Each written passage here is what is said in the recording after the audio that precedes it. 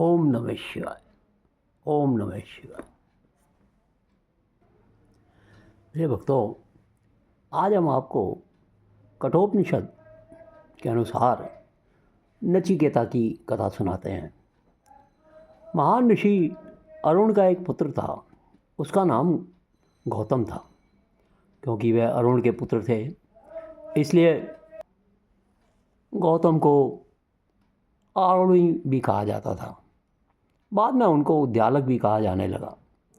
ऋषि होने के बाद भी गौतम जी के पास बहुत सारी गायें और वह एक बहुत ही संपन्न ऋषि थे। उन्होंने विश्वजीत यज्ञ नामक एक विशाल यज्ञ का आयोजन किया ताकि वह स्वर्ग में जा सकें। उन्होंने बहुत सारे पुरोहितों को भी उसमें संपन्न करवाने के लिए आमंत्रित किया। उद्यालक के एक युवा पुत्र थे, उनका नाम नचिकेता था, जिसका अर्थ होता है सतर्क और ऊर्जावान। नचिकेता ने देखा कि उसके पिता अपनी गायें पुरोहितों को दान में दे रहे थे। उसका हृदय अपने पिता के लिए सम्मान से भर गया, क्योंकि उसने यह ध्यान दिया था कि सभी गायें इष्ट-पुष्ट और निरोग थी। कोई रोगी या वृद्ध नहीं थी। इस प्रकार अपने पिता को दान देकर उन्होंने देखा कि वह बहुत ही अच्छा कार्य कर रहे थे, क्योंकि यह संपत्ति मूल्यवान थी। तभी उसके मस्तिष्क में एक प्रश्न कौंधा। उसने पिता उसको किसे सौंप देंगे। तब वह अपने पिता की मूल्यवान वस्तु था क्या नहीं था, उसने अपने पिता से प्रश्न पूछा कि आप मुझे किसको दान देने वाले हैं। उसके पिता यज्ञ में बहुत ज़्यादा व्यस्त थे। वे सही व्यक्ति को सही गायों का दान करने में लगे हुए थे। यह देख रहे थे कि गाय स्वस्थ हों, किसको कितनी संख्या में गाय दी जाएं। वे लेने वालों के ऊपर भी दृष्टि बनाए हुए थे। उन्होंने व्यस्त होने के कारण नचिकेता के प्रश्न का उत्तर नहीं दिया। नचिकेता बार बार अपने पिता से यह प्रश्न करने लगा। जब उसने तीसरी बार वह पूछा तो उसके व्यस्त पिता बहुत ज़्यादा क्रोधित हो गए और बोले, तुझे मृत्यु को दान देंगे। नचिकेता ने अपने पिता की बातों को बहुत ही गंभीरता से लिया। वो ये जानता था कि मृत्यु या यम मृत्यु के देवता हैं और वह मृत्यु लोक में रहते हैं। उसके पिता उसको वहाँ क्यों भेजना चाह रहे थे। उसने सोचा, यह तो नहीं हो सकता है कि मेरे पिता मुझसे पीछा छुड़ाना चाहते हों, क्योंकि मैं किसी काम का नहीं हूँ। मुझे पता है कि मैं उनके बहुत काम का हूँ, फिर वे मुझे यम को क्यों सौंपना चाहते हैं। हो सकता है जिस प्रकार वे शक्तिशाली और उपयोगी गायों को दूसरों को सौंप रहे हैं, उसी प्रकार वे मुझे दान में यम को देना चाहते हैं, ताकि मैं यम के काम आ सकूं। हो सकता है उनके मस्तिष्क में कोई विशेष बात हो जो मैं उनकी ओर से यम के लिए कर सकता हूँ, और वह विशेष बात क्या हो सकती है। इसी बीच गौतम ने देखा कि नचिकेता वहाँ खड़ा होकर उलझन में पड़ा हुआ है, परंतु वह यमलोक जाने की तैयारी करने लगा। उनको इस बात का पश्चाताप होने लगा कि उन्होंने क्रोधित होकर अपने बेटे से ये क्या कह दिया। उन्होंने अपने युवा पुत्र को यमलोक जाने से रोकने का बहुत प्रयास किया, किंतु नचिकेता तो तय कर चुका था। चाहे उसके पिता ने बिना सोचे समझे उसको यह कह दिया था, वह उनकी बात पूरी करना चाहता था। उसने सोचा था कि उसके पिता के बात को गलत नहीं होना चाहिए। उसने यह कहते हुए अपने पिता को सांत्वना देने का प्रयत्न किया। अपने पूर्वजों को देखिए, उन्होंने हर मूल्य पर अपने वचनों का पालन किया। उसी प्रकार आपको भी करना चाहिए।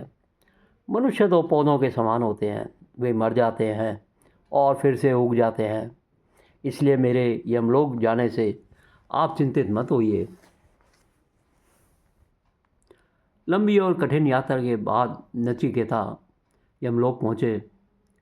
उसने पाया कि वहाँ पर यमदूत नहीं थे और वे कहीं पर गए हुए थे। वह वापस आ सकता था, परंतु वह 3 दिन 3 रात तक द्वार पर बैठकर प्रतीक्षा करता रहा। यमालय के लोग चिंतित थे कि वह क्रोधित होकर उन्हें शाप न दे दे। वैसे तो वह बालक था, परंतु था तो ब्राह्मण और एक शक्तिशाली ऋषि का पुत्र था। अंततः यम अपनी यात्रा से लौटकर आए। अंदर के लोगों ने उनको नचिकेता के पास भेजा कि वे जाएं और उसकी आवश्यकता को पूरा करें। यम ने यह देखा कि ऊबड़ खाबड़ भूमि पर चलने के कारण नचिकेता के पाँवों में धूल थी और वह बहुत थका हुआ था। उन्होंने बालक के पैर धुलवाए और वे नचिकेता से बोले, मैं तुम्हारे सामने सिर झुकाता हूँ। तुम एक अतिथि हो और ब्राह्मण भी, फिर भी मेरे द्वार पर 3 दिन तक तुम भूखे प्यासे बैठे रहे, इसलिए मैं तुम्हें 3 वरदान देना चाहता हूँ।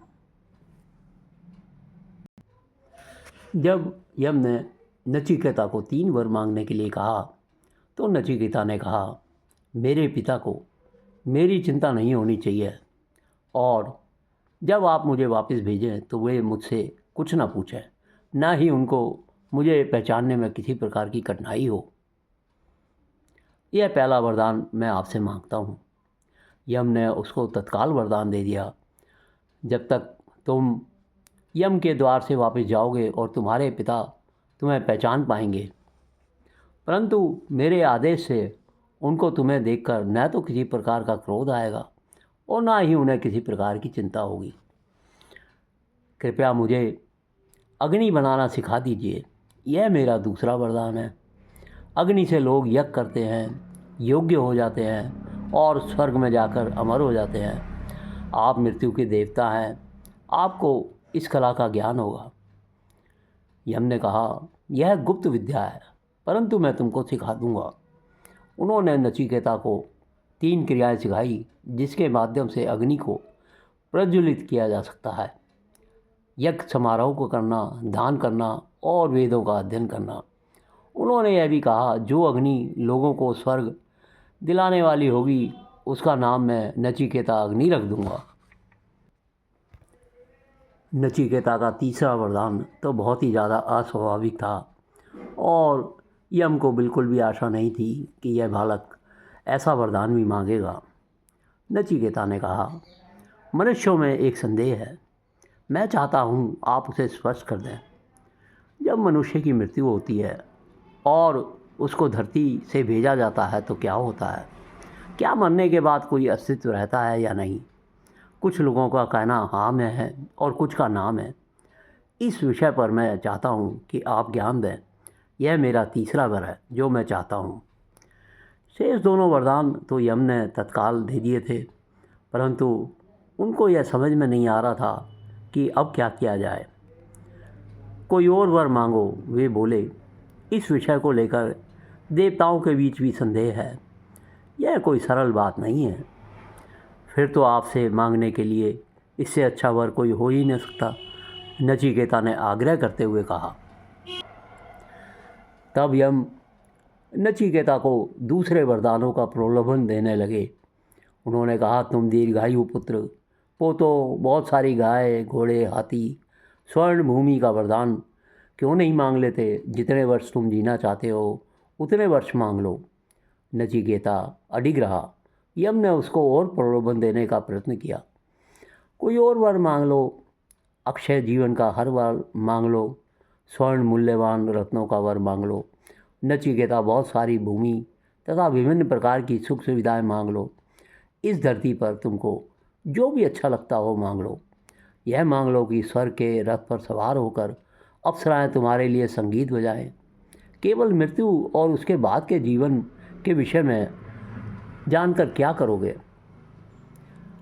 नचिकेता ने कहा, आप जो कुछ भी कह रहे हैं वह सब क्षणभंगुर है, इसलिए अपने रथ, अपना संगीत और अप्सराएं अपने पास रखिए। केवल संसार के परे जो जीवन है उसके विषय में मेरी शंका को दूर कर दीजिए। मृत्यु के बाद जीवन है या नहीं? यम के द्वारा दिए गए प्रलोभों के बाद भी नचिकेता अडिग रहे और यम नचिकेता से बहुत ज़्यादा प्रभावित हो गए। उन्होंने कहा, तुमने प्रेयस के ऊपर श्रेयस का, सरल और अस्थाई के स्थान पर कठिन और स्थाई का चयन किया। मैंने तुम्हें बार बार प्रलोभन दिया, परंतु तुम अडिग रहे। नचिकेता, तुम सच्चे शिक्षार्थी हो, ज्ञान के अच्छे जिज्ञासु हो, इसलिए तुम जो जानना चाहते हो वह बात मैं तुमको बताता हूँ। ब्रह्म के आवास में अपने द्वार नचिकेता के लिए खोल दिए। यम ने नचिकेता को उस एक के विषय में बताना आरंभ कर दिया। परम ब्रह्म के विषय में, सबसे बड़ी सत्ता के विषय में, जिनके ज्ञान से कोई महान और प्रतापी हो जाता है। वह न जन्म लेता है और न मरता है। वह नियमित, स्थायी और प्राचीन है। वह तब भी नहीं मरता जब शरीर की मृत्यु हो रही होती है। यम ने आगे कहा, वह जो यह सोचता है कि मैंने मारा है और वह जो सोचता है कि मुझे मार डाला गया, दोनों ही अनभिज्ञ होते हैं। वह न मरता है और न मारता है। वह सबसे छोटे से भी छोटा है और बड़े से भी बड़ा। वह प्रत्येक जीवित जीव है के अंदर गहरे अंधेरे में रहता है। शुद्ध हृदय उसको देख सकता है और अपने दुख से पार पा सकता है। उसको यानी आत्मा को जानो, वह रथ पर आरूढ़ है। मानव शरीर रथ है, मानव बुद्धि रची है। नियंत्रण मानव बुद्धि के हाथ में रहता है। किसी को उठकर, नींद से जागकर, सबसे अच्छे शिक्षकों से जाकर आत्मा के विषय में शिक्षा लेनी चाहिए। आत्मा एक ज्ञान का मार्ग, क्षुरस्थ धार अर्थात तलवार की धार है, तेज़, दूर और भयानक। यदि कोई इसके ऊपर चलता गया तो स्वर्ग में पहुंच सकता है। यदि कोई फिसला तो वह गिरता ही चला जाता है। ये पंक्तियाँ कठोपनिषद की बहुत प्रसिद्ध पंक्तियाँ हैं। स्वामी विवेकानंद ने इसके माध्यम से लोगों को प्रेरणा दी थी। कठोपनिषद में यह कहा गया है कि नचिकेता की कहानी बहुत ही आरोग्यकर है। प्रिय भक्तों, कथा में रुचि आए तो चैनल को सब्सक्राइब ज़रूर कीजिए, लाइक और शेयर कीजिए। ओम नमः शिवाय। ओम नमः शिवाय।